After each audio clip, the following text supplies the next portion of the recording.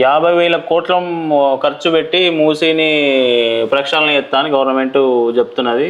ఆ ప్రతిపక్ష నాయకులు కూడా ఆరోపిస్తున్నారు. ఇప్పుడు పేదోడికి ఉండడానికి ఇల్లు లేదు, తినడానికి తిండి లేదు, మనకి కట్టుకోవడానికి బట్టలు లేని పరిస్థితిలో 50,000 కోట్లు ఒక మూసీని ప్రక్షాళన చేయాల్సిన అవసరం ఉందంటారా? మూసీ నది మురికి నీరు అయింది. మూసీ నదిలో ఆక్రమణలు పెరుగుతున్నాయి. మూసీ కూడా మన హైదరాబాద్ చెరువుల పరిస్థితికే వస్తున్నది. మూసీ నదిని కాపాడాల్సిన బాధ్యత ఉన్నది. ఎందుకంటే దానివల్ల కూడా హైదరాబాద్ నగరానికి ఆర్థిక ప్రయోజనాలు ఉన్నాయి, పర్యావరణ ప్రయోజనాలు ఉన్నాయి, ప్రజా ప్రయోజనాలు ఉన్నాయి. కాకపోతే హైదరాబాద్ నగర అభివృద్ధి జరిగిన తీరులో పేదలను ఇంక్లూడ్ చేసి లేదు ఇందులో. ఇప్పుడు మనకు భూమి రేటు పెరిగిపోయింది. అసలు పేదవాడు ఒక 150 కిలోమీటర్ల దాకా కొనుక్కొని నివసించే పరిస్థితి లేదు. అందుకే మనకు టౌన్ ప్లానింగ్ యాక్ట్లో ఇదివరకు ఏముండేదంటే ఒక లేఅవుట్ ఉంటే లేఅవుట్లో టౌన్ ప్లాన్ మొత్తంలో 20% పేదలకు రిజర్వ్ చేయాలని ఉంది. ఏది 1930s ఉన్న చట్టం. కానీ ఈ హైదరాబాద్ నగరంలో ఈ బిల్డర్ల కొరకు ఈ వీళ్ళ కొరకు 20%ని 15 చేసారు, 10 చేసారు, 5 చేసారు, 0 చేశారు, ఆయన ఎత్తేసారు. దాంతో ప్రతి అంగుళం అమ్ముకొని కట్టుకోమని చెప్తున్నారు. ఇది తప్పు. అందుకే నేనేమంటున్నా, బిల్డింగ్ లాస్ ఏవైతున్నాయో, బిల్డింగ్ విధానాలు ఉన్నాయో వీటిని కూడా మార్చాలి. హైడ్రా పనిలో భాగంగా వీటిని కూడా మారిస్తే మనకు ఫలితం వస్తుంది.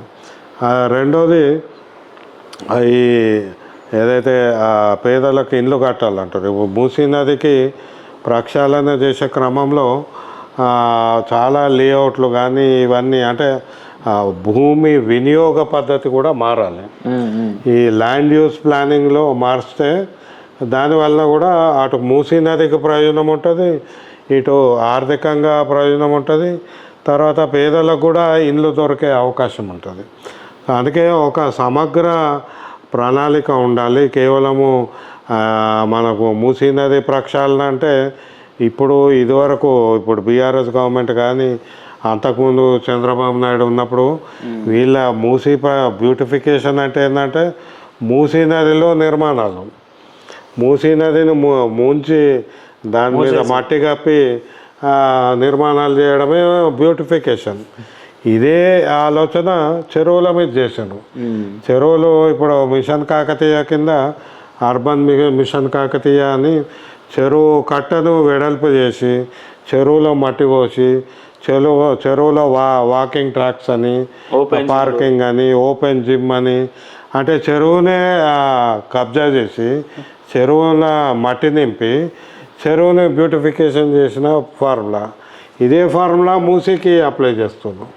కాబట్టి ఇట్లాంటి ఆలోచన విధానము తప్పు. హైడ్రా పని చేసేటప్పుడే మనకు అర్థమవుతుంది. ఇప్పుడు అన్నీ కూలగొట్టడం కూడా కొంత ఆర్థిక నష్టమే. కాబట్టి నివారణ చాలా ముఖ్యం. నివారణ అంటే బిల్డింగ్ లాస్ మార్చాలి. బిల్డింగ్ లాస్ మార్చాలంటే ఇప్పుడు టీఎస్బీ పాస్ ఉంది.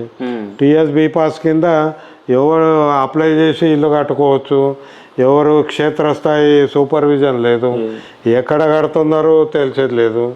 కాబట్టి టీఎస్బీ పాస్ లాంటివి మానేసి భవన నిర్మాణానికి ఇచ్చిన సరళీకృత విధానాలు మార్చి భూమి వినియోగ ప్రణాళిక చేసి అందరికీ ఇళ్ళు ఎట్లా వస్తాయి, వాటితో పాటు సహజంగా మనకు కమ్యూనిటీకి కావాల్సిన సర్వీసెస్ వాటికి భూమి ఎట్లా వస్తుంది, ఇవన్నీ ఒక సమగ్ర భూమి వినియోగ ప్రణాళిక ఉంటే మనకి ఇట్లాంటి పునరుద్ధరణ పనులు అవసరం ఉండదు.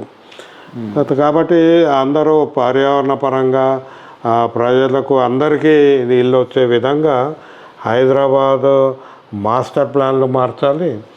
ఆ మాస్టర్ ప్లాన్లు మార్చడంలో భాగంగా మూసీ పునరుద్ధరణ చేస్తే మనకు 2-3 ప్రయోజనాలు ఒకేసారి సమకూరే అవకాశం ఉంటుంది.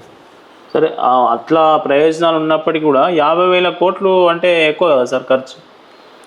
అంటే ఆ 50,000 కోట్లు కాదు, ఇంకా ఎక్కువ అవుతుంది, 2 లక్షల కోట్లు అవుతుంది. అందులో మేము సూచించింది ఏమంటే ఇప్పుడు మనకు ఎస్టీపీలు లేవు. నిత్యము ఆ మూసీ నదిలోకి దాదాపు 2,000 మిలియన్ లీటర్లు మురికి నీరు చేరుతుంది. అంటే ఈ మురికి నీరు రాకుండా చేయాలంటే పైన ఎస్టీపీలు కట్టాలి. ఇప్పుడు ఒక 31 ఎస్టీపీలు కడుతున్నారు, ఇవి సరిపోవు. మనకి ఇంకా ఎస్టీపీలు కావాలి. ఎస్టీపీలు కావాలంటే వాటికి జాగా కావాలి. జాగా కావాలంటే ఇప్పుడున్న లేఅవుట్లు కానీ ఇప్పుడున్న భూమి వినియోగ ప్రణాళిక మార్చాలి. కాబట్టి వీటన్నిటికీ ఖర్చు వస్తుంది. ఈ ఖర్చు పెట్టడం బెటర్. కానీ రోడ్లు వేస్తాము, మూసీ నది అటు ఇటు రోడ్లు ఫ్లైఓవర్లు కడతామంటే ఆ ఖర్చు మంచిది కాదు. అది దీర్ఘకాలికంగా నష్టం చేస్తుంది కాబట్టి లాభం కాదు.